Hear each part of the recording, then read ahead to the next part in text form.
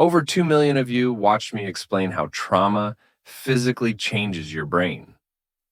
You left comments like, "This explains everything, and now I know I'm not broken." But there's something I didn't say in that video. Your brain isn't permanently damaged. It's waiting to heal. And today I'm going to show you exactly what happens inside your brain when healing finally begins.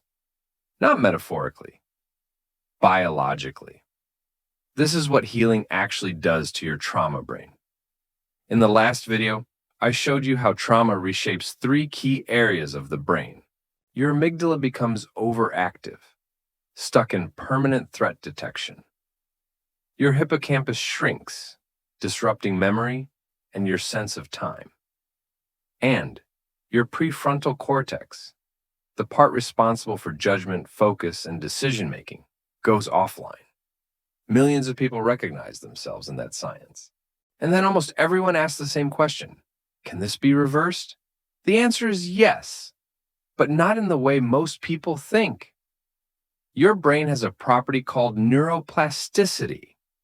This means it is constantly rewiring itself based on repeated experience, not based on insight, not based on willpower, based on what you lived through again and again.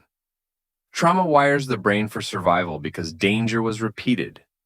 Healing rewires the brain for safety because safety becomes repeated. Healing doesn't erase trauma.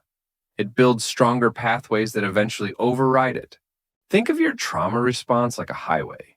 You've driven it thousands of times. It's fast, automatic, and familiar. Healing doesn't bulldoze that road. It builds a new one. And every time you choose safety, regulation, or connection, you drive the new road instead. What happens next is not symbolic. It is physical. The first area that begins to change is your hippocampus. Trauma shrinks the hippocampus. That's why memory feels unreliable. Why concentration is difficult.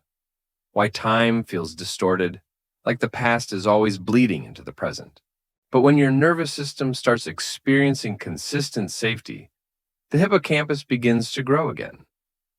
Brain imaging studies show measurable increases in hippocampal volume after sustained periods of reduced stress and effective trauma treatment. This growth doesn't come from thinking positively. It comes from predictability, from routines, from environments that stop surprising your nervous system with danger. As the hippocampus rebuilds, something subtle but powerful happens. Memories become easier to access. You start forming new ones. Time begins to feel linear again instead of frozen. Your past stops hijacking your present. Next, your amygdala changes.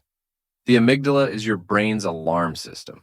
Trauma trains it to detect threat everywhere. That's why your body reacts before your mind understands what's happening. That's why relaxation feels unsafe. That's why you're always on edge. When healing begins, your amygdala doesn't disappear. It recalibrates.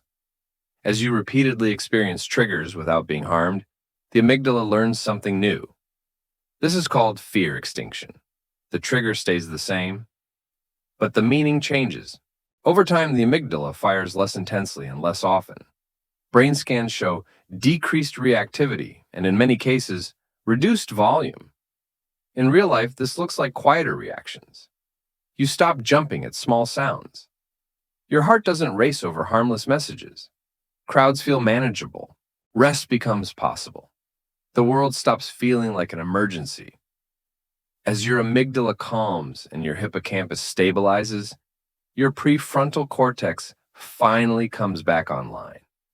This is the part of your brain responsible for reasoning, planning, emotional regulation, and self-control.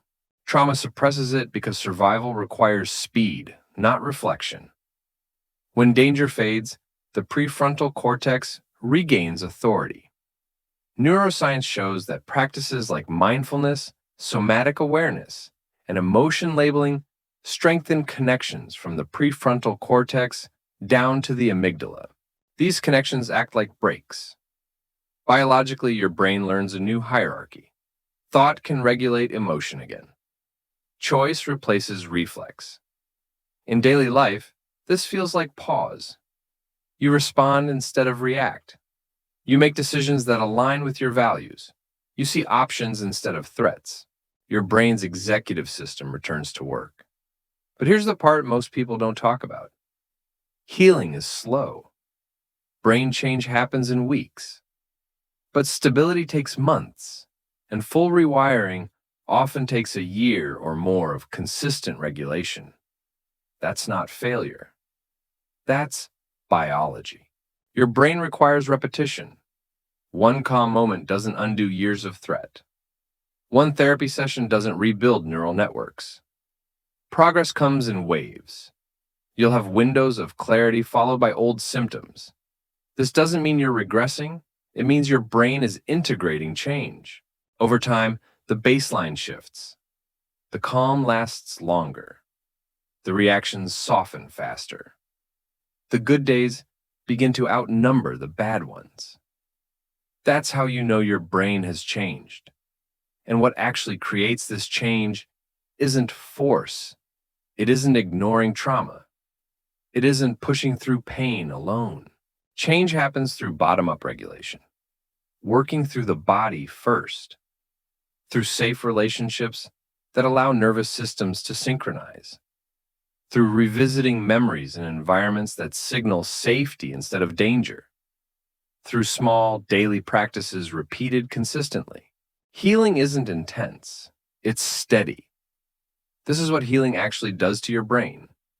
Your hippocampus regrows, restoring memory and time.